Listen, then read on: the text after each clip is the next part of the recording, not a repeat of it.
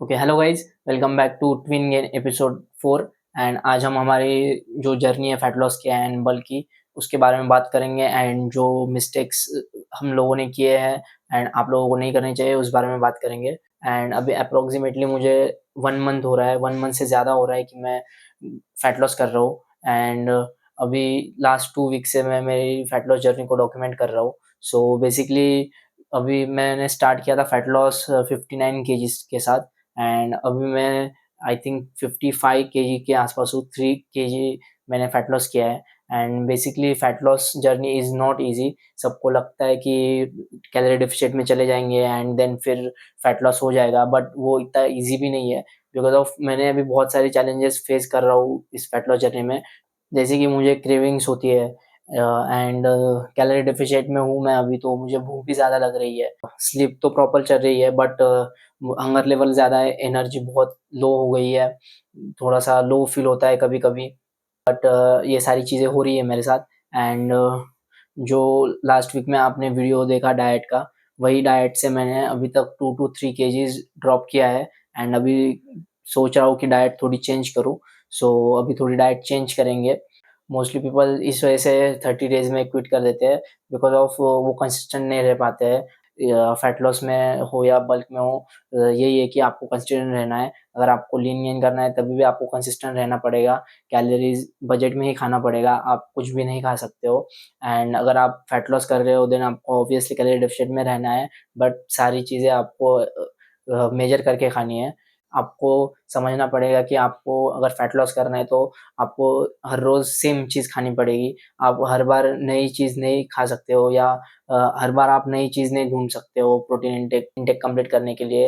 हर बार अगर आप ऐसा करोगे तो आपको ही प्रॉब्लम्स होगी, आप परेशान हो जाओगे एंड देन आप वो जर्नी प्रॉपर्ली नहीं कर पाओगे एंड वो सारी चीज़ें छोड़ दोगे। इस वजह से आपको सारी चीज़ें जो भी आपने डाइट बनाई है वो हर रोज़ एक ही तरह की चीज़ खानी पड़ेगी। सो आपको प्रॉब्लम नहीं होगा बनाने के लिए भी एंड वो ट्रैक करने के लिए भी। सो आप कंसिस्टेंट रह पाओगे। मुझे 2 वीक हो गए हैं बल्क चालू करके, और बल्क की वज़ह से एनर्जी लेवल तो हाई है, बट लेज़ीनेस बढ़ गया है।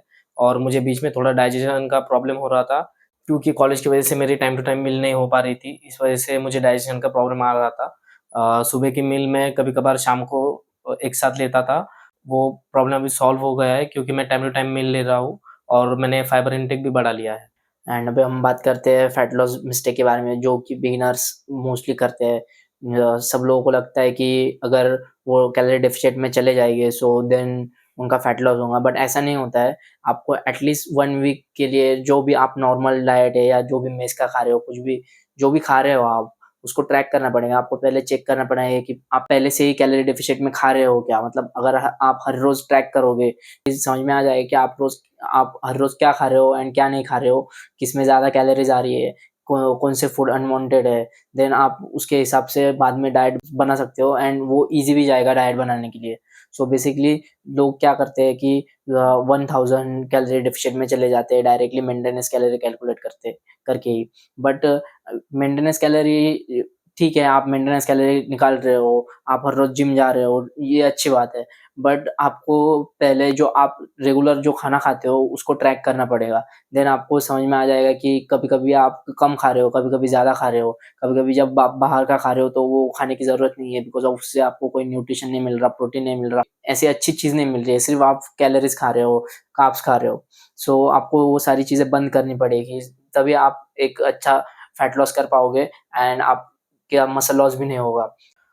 जैसे कि उमनत ने बताया कि बहुत सारे लोग ये मिस्टेक करते हैं कि वो कैलोरी इंटेक बढ़ा लेते हैं या फिर कम कर लेते हैं।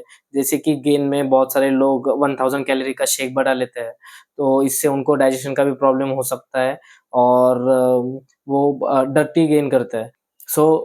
मैंने सिर्फ़ 200 टू 300 कैलोरीज़ बढ़ाई है, क्योंकि मुझे स्लो एंड क्लीन गेन करना है, और एप्रोक्सिमेटली मेरा अभी ये लास्ट 2 वीक में 2 केजी वेट गेन हुआ है।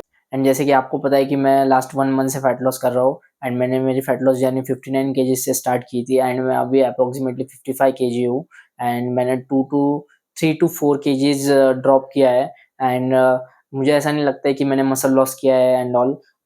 सो अभी तक तो सब सही चल रहा है एंड अगर आप बिगिनर हो, फैट लॉस कर रहे हो या बल्क कर रहे हो, जैसे कि मेरे जो दोस्त है बहुत सारे, वो बहुत सारे दोस्त मैसेज करते हैं कि बल्क करना है क्या करूँ, फैट लॉस करना है क्या करूँ, क्रेटिन लूँ या ना लूँ, ऐसे बहुत से बेसिक से क्वेश्चन पूछते हैं मेरे से। एंड बहुत से दोस्त तो ऐसे हैं कि जो जिम में भी नहीं जाते बट उनको गेन करना है।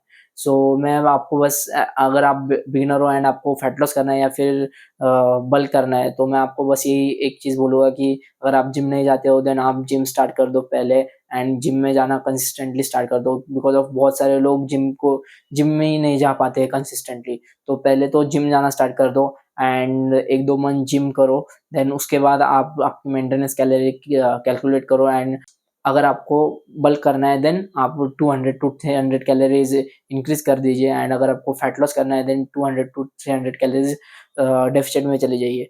एंड मैं आपको एक चीज़ बोलूँगा कि आपको जो भी आप खा रहे हो उसको ट्रैक करना पड़ेगा। सो आप एक वेइंग स्केल ले लीजिए जिससे आप सारी चीज़ें ट्रैक कर पाओ। एंड अगर आपको पता नहीं है कि कौन-सी वेइंग स्केल लेनी चाहिए, सो हम दोनों जो यूज़ करते हैं वेइंग स्केल, उसकी लिंक डिस्क्रिप्शन में डाल दिए, सो वो भी आप चेकआउट कर सकते हो। अगर आपको आपका बजट अलाउ करता है तो वो लीजिए, या फिर आप कौन-सी भी वेइंग स्केल यूज़ कर सकते हो। एंड अगर आपका भी फर्स्ट मंथ है फैट लॉस का या बल्क का, देन आपको क्या चैलेंजेस आ रही है या फिर क्या प्रॉब्लम्स आ रही है, आप कमेंट कीजिए।